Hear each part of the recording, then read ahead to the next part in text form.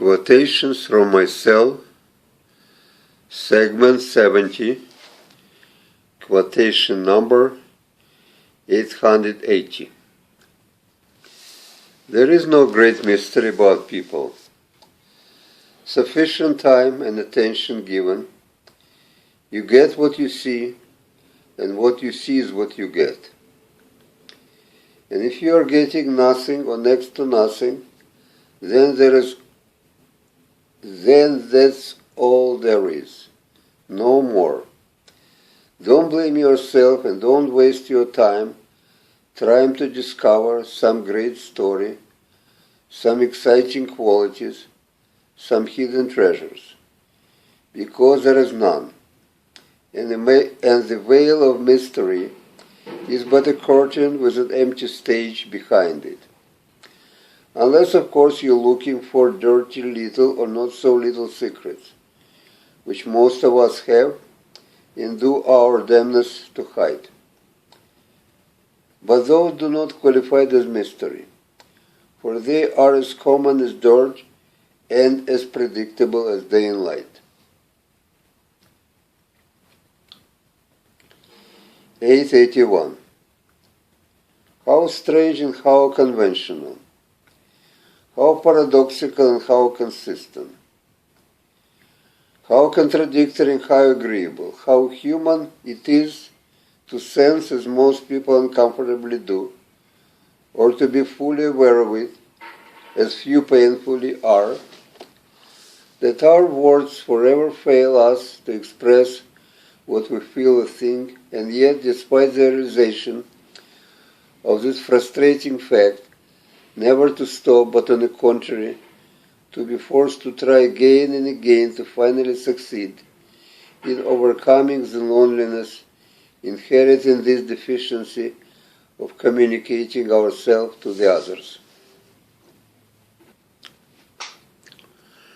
882. If one considers for a moment that the essential, the crucial feature of a religious cult is the absolute and unquestioning obedience, not only the matter of beliefs, but even the most mundane aspects of daily life, of its members to the cult leader, then it is no wonder that a lot of cult members are the people who are above the average level of formal education, that is, in possession of diplomas and degrees conferred on them upon completion of the requisite studies by the various institutions of society's sanctioned traditional learning, like school, college, university, etc. For the underlying foundation of all such institutions is the same kind of obedience of a student to the will and knowledge of a leader or of a teacher. The last thing this educational establishment want to encourage in a student is independent thinking. One succeeds in them only by following the rules and opinions of those in power, the teachers.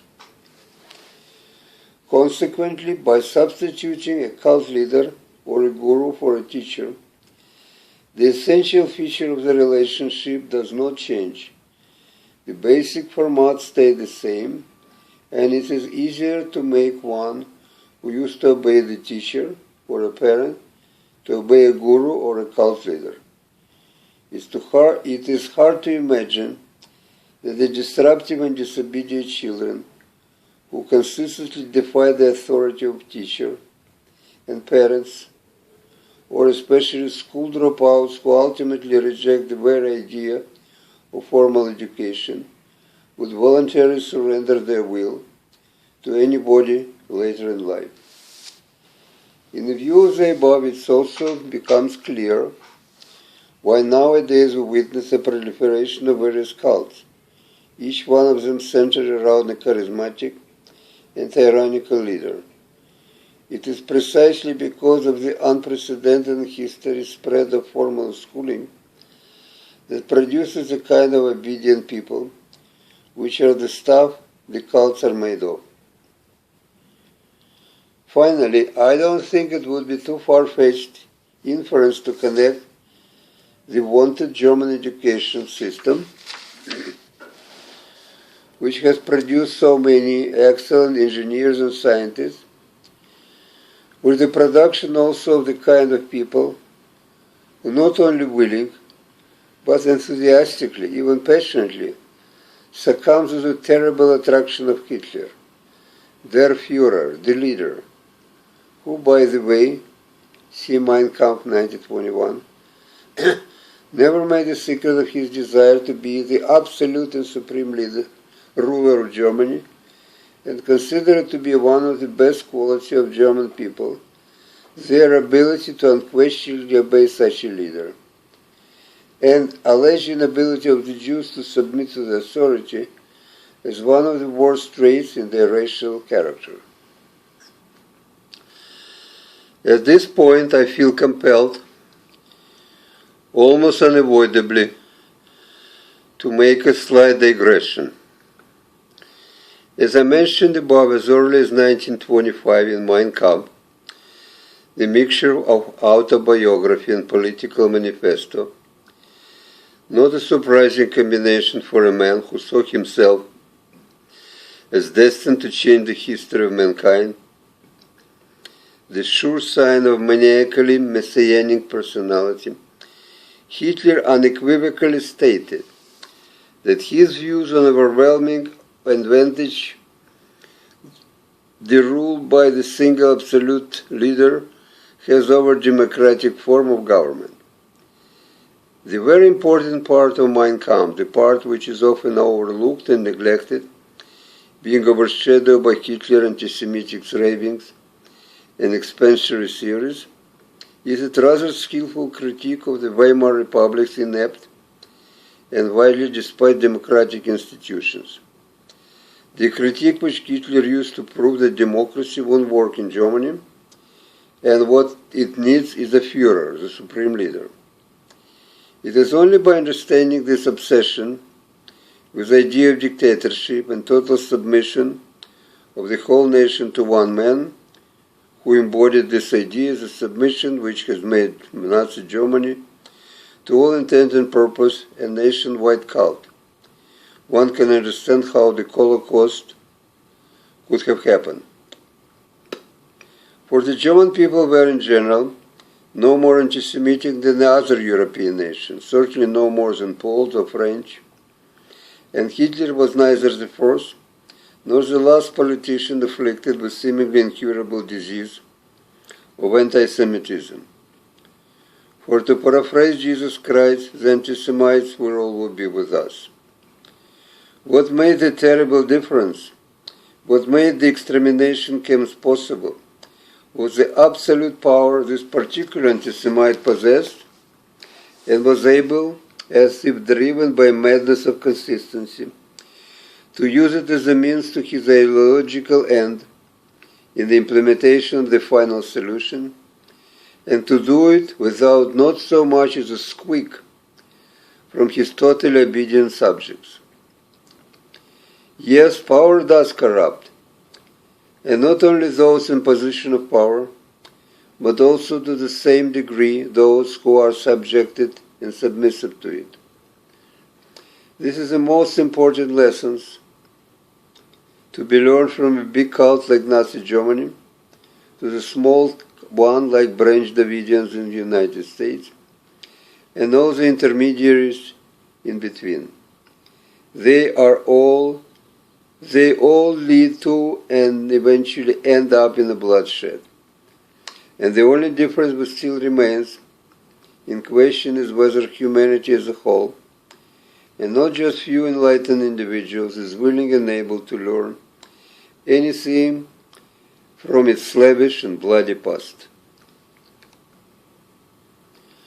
883.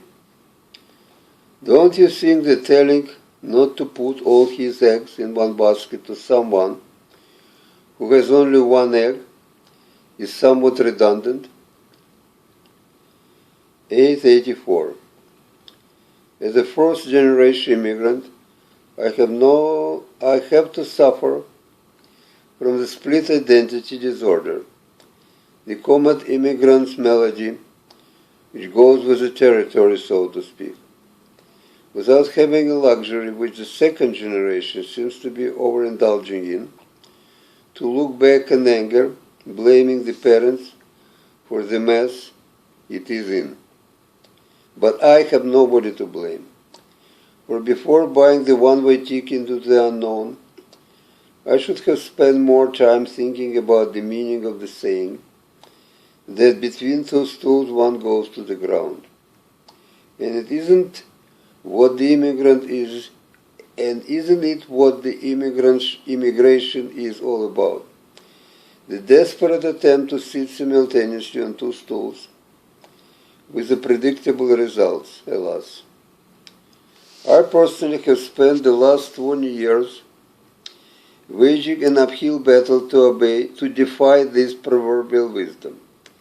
Whether I gloriously succeeded or miserably failed is for the others to pass the verdict, me being emotionally unbalanced and high-strung most of the times, and therefore not in the best condition to judge objectively myself. 885. The parents of the second generation Canadians often find themselves in an unenviable situation of double jeopardy, for they not only have to endure the generation gap, this universal scourge of parents everywhere, but also must suffer from their particular predicament, the immigration gap, since their children, eager to assimilate as soon as possible, view the parents as a burdensome impediment and embarrassing liability. 886. It has been proven beyond the reasonable doubt by the thousands of years of human experience that there is no better building material in nature to bridge the generation gap between the old man and young woman than money. 887. One never lives fully either in body or in spirit. It is always a different combination of both, in which body and spirit are seldom in equilibrium.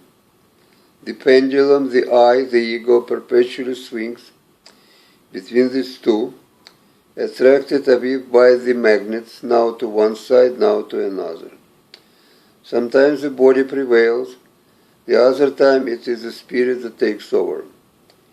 It all depends on circumstances of the moment and one's disposition and constitution. As for myself, I was never physically healthy enough to allow my body to have a full life, nay, even a half full. My spirit, or rather my intellect, took always the lion's share of my being. For a being is what they call nowadays zero-sum game, and what is subtracted from body is added to spirit, and vice versa.